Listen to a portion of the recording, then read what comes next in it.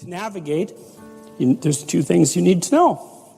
And the first is, where the hell are you? Exactly, precisely, right? Razor sharp.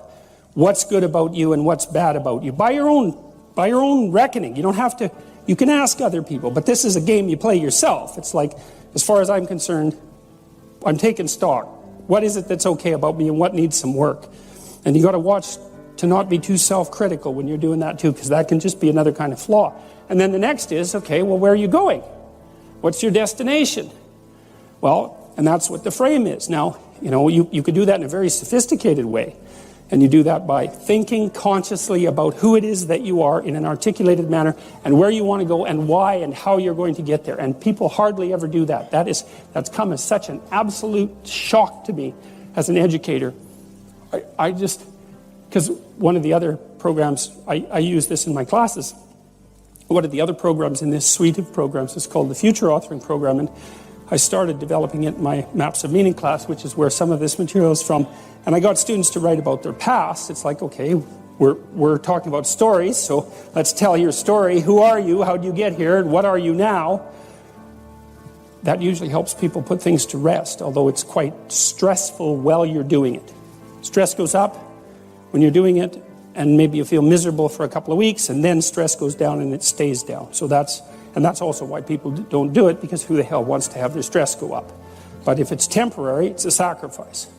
So then the next issue is, well, where are you going? And one of the things that, and this I cannot understand, these students that have been in education system for 15 years, 14 years, high-end students, most of them, not once in their whole bloody life did anyone ever get them to sit down for like a day and say, all right, justify your existence. Like, well, seriously, it's like here you are in university, you're taking a bunch of courses, you've got some sort of vague career plan. It's like, defend the damn thing a bit. Since you're going to go live it and everything, you're staking everything on it. It's like, what's your damn plan? And why are you so convinced that it's not the plan of a babbling fool? Because if you haven't thought about it, then it is. And if you really want to go out there and live that out, one of the things Carl Jung said was that you're in a story, whether you know it or not.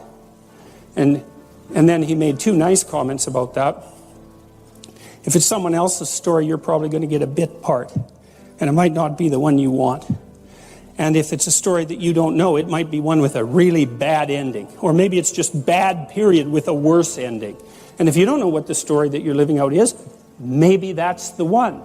Maybe you got that from your mother, you got it from your grandmother, you got it from your aunt, or God only knows where you picked it up, because you pick up things like mad, because that's what human beings are like. So maybe you're living a malevolent tragedy unconsciously. And then one thing you might ask yourself is, well, how wretched and miserable is your life? Let's add futile to that. How wretched, miserable, and futile is your life? And you might say, well, yeah, 70% on each count. It's like, then you're probably unconsciously living out a malevolent tragedy. And maybe that's not for the best.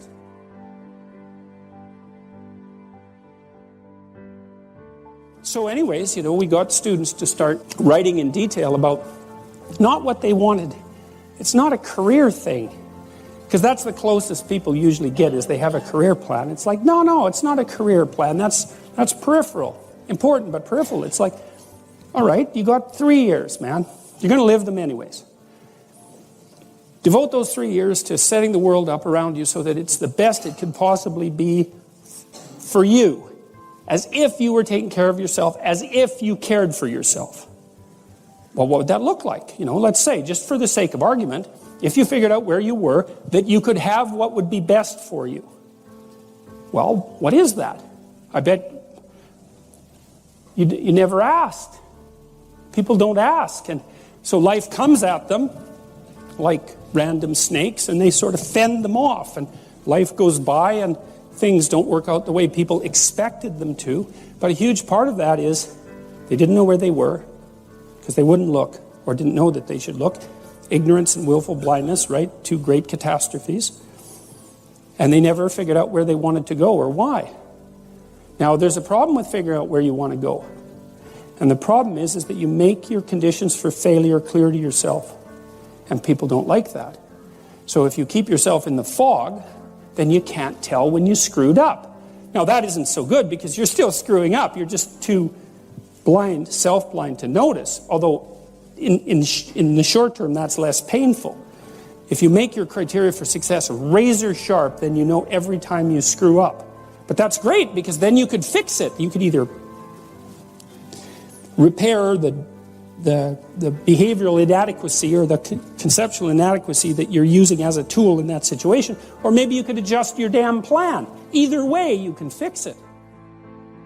Abraham is self-conscious, that's what this commentary says, but the thing is he moves forward despite that. He's self-conscious and he knows the danger, but he moves forward despite that. And that's actually the appropriate response in the face of actual non-naive understanding of what constitutes life. Like if you're naive and you move forward, it's like, well, what the hell do you know? You know, there's no courage in naivety because you don't know what there is to stop you. You don't know what dangers you might apprehend. But to be aware of what it is that your problem is, so to be alert existentially, let's say, or to be fully self-conscious means that you're perfectly aware of your limitations and how you might be hurt. And then to make the decision to move forward into the unknown and the land of the stranger. Anyways, I would say that's one of the secrets to a good life. And I can say that really without fear of contradiction, I would say, because the clinical literature on this is very, very, very clear. What you do with people who are afraid, and to some degree depressed, but certainly anxious, is you lay out what they're anxious about, first of all, in detail. What is it that you're afraid of? What might happen? And then you decompose it into small problems, hypothetically manageable problems, and then you have the person expose themselves to the thing that they're afraid of, and what happens isn't that they get less afraid. That isn't what the clinical literature indicates exactly.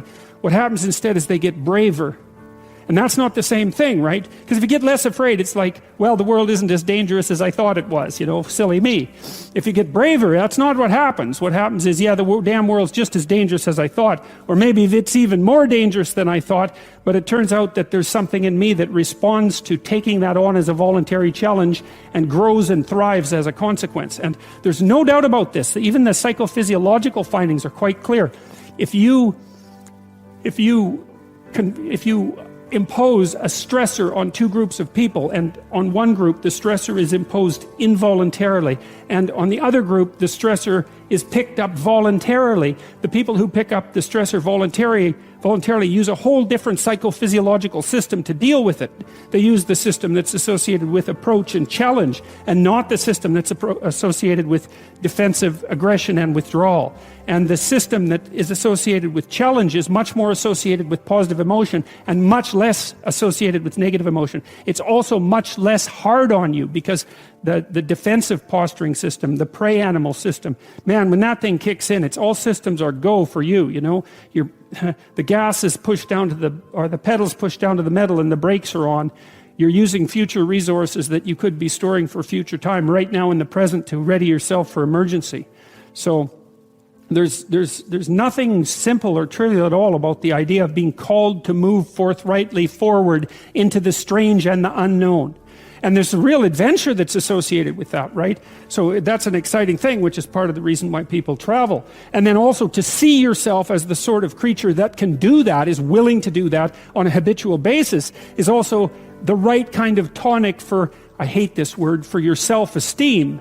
You know, because the self-esteem has nothing to do with feeling good about yourself. As I already mentioned, there isn't necessarily a reason why a priori you should just feel good about yourself. But if you can view yourself acting in a courageous and forthright manner and encountering the world and trying to improve your lot and taking risks, you know, in a non-naive way, well, then you have something that you can comfort yourself with at night when you're wondering what the whole damn point of your futile and miserable life. And that's necessary because it's often the case that you wake up at 4 in the morning, or at least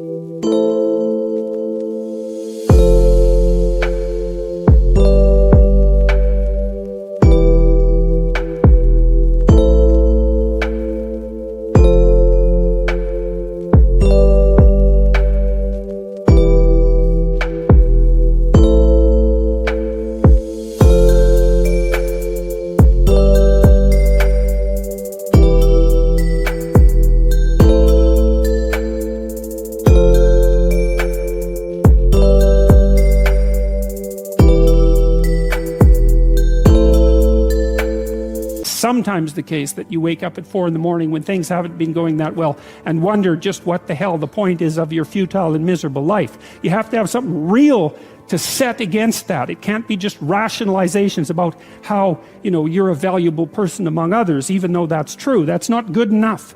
You need something that's more realistic to set against that. And observing courage in yourself is definitely one of the things that can help you sleep soundly at night when things are destabilized a little bit around.